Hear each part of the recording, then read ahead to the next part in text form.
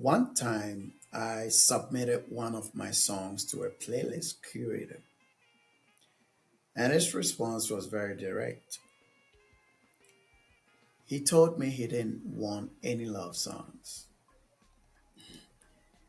He didn't want the word love. He did not want anything about love anywhere near his playlist. Hmm. At first, I was surprised, right? Then I started thinking, what happened to this man? What did love do to him? Because when somebody reacts that strongly to the very idea of love, sometimes there is a story behind it. Blessings. I am Shaka Diakan, and welcome to Love and Rhythm, where we have honest conversations about love, relationships, healing, and the music that carries us through it all. And today, we are talking about what happens when love hurts somebody so deeply that they no longer want to hear about it, sing about it, or believe in it. When that curator rejected anything connected to love, I could have simply taken it as a musical preference, right? And maybe that is all it was. But it also raised the deeper question: what makes someone become completely closed to love? Was there betrayal? Was there a marriage that ended badly? Did someone promise forever and disappear? Did they keep giving their heart to people who kept mishandling it? You know, sometimes a person's strong reaction is connected to their deepest wound. And sometimes what sounds like bitterness is really pain wearing armor.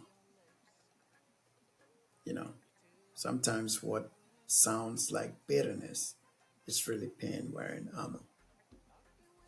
The first thing we have to understand is that people do not always reject love because they no longer want it.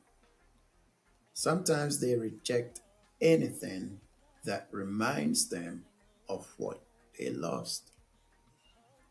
So a song can bring back a face, a certain melody can bring back a season of life, a lyric can reopen a memory someone has spent years trying to bury. That is the power of music. It can take you back to a place before your mind has time to protect you.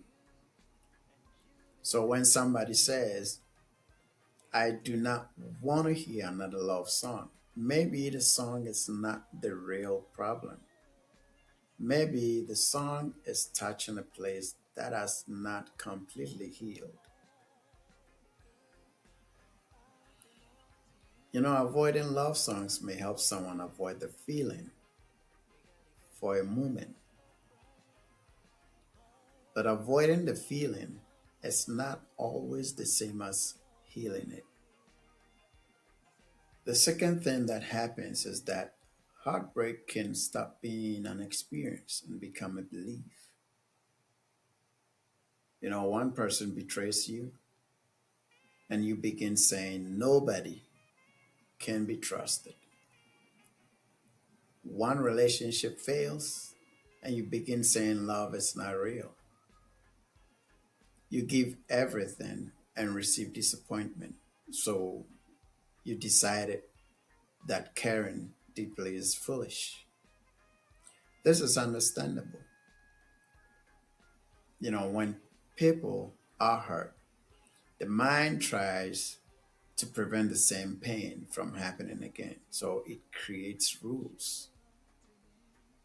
And these are never trust completely, never become too attached, never show too much emotion, never believe promises. Leave before you can be left. But the walls that protect you from pain can also block the connection you still desire. The walls that protect you from heartbreak can also block the love you are hoping to find. Hopes makes us vulnerable. To hope for love means accepting that we cannot control the outcome. And for someone who has already been deeply disappointed, cynicism can feel safer. If you expect nothing, you cannot be disappointed. If you believe everybody eventually leaves, then you are never surprised when they do. If you convince yourself that love is a lie, you never have to risk believing again. But there is a cost to living that way. You may avoid heartbreak, but you may also avoid intimacy, trust, tenderness, and the possibility of something healthy. Sometimes people say they no longer believe in love, but deep down, they may be saying, I do not believe I can survive being hurt like that again.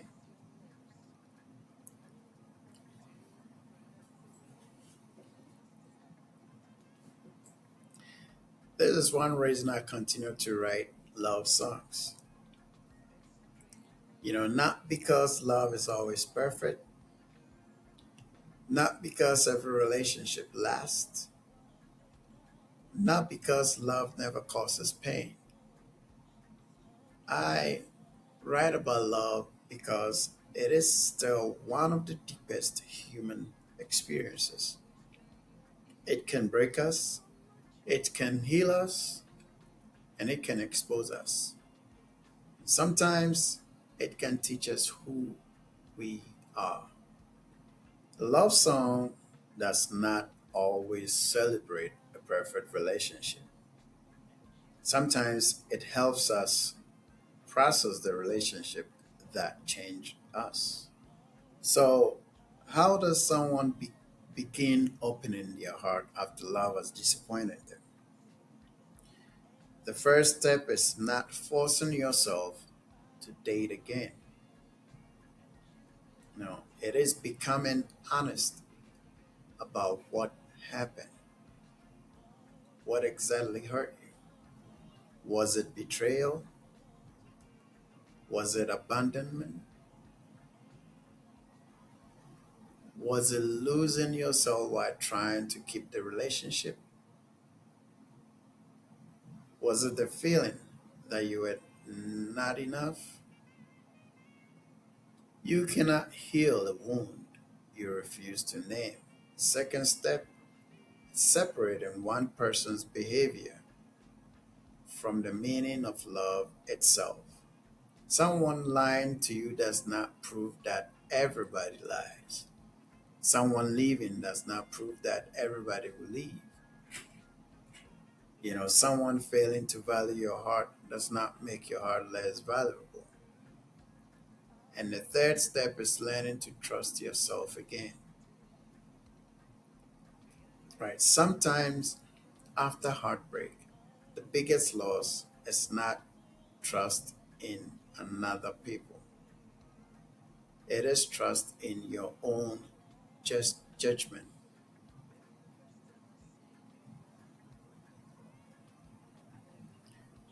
Believing in love again does not mean becoming naive. You do not have to ignore red flags. You do not have to give immediate access to your heart. You do not have to trust somebody before they have earned it. And healing does not mean forgetting the lesson. It means carrying the wisdom without carrying the bitterness. You can be open and still have boundaries. You can still be hopeful and still be observant. You can believe in love without abandoning yourself.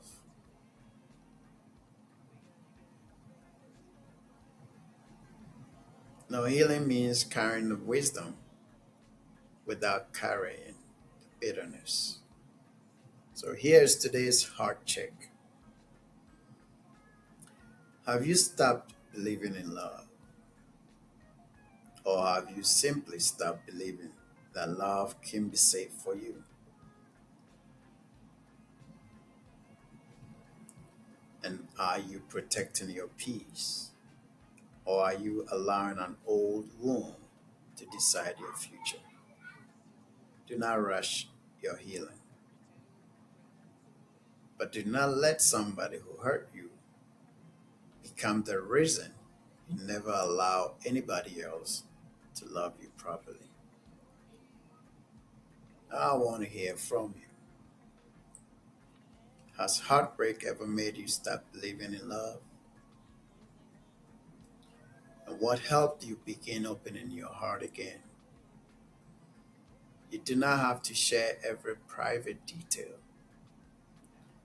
but your lesson may help somebody who currently feels that love is no longer worth the risk. Leave your thoughts in the comments. Send this episode to someone who is learning how to believe again. Subscribe for more honest conversation about love, relationships, healing, and connection. And listen to my music through the link in the description. Protect your heart, speak your truth, and never lose your rhythm. I am Shaka Diakan, and this is Love and Rhythm.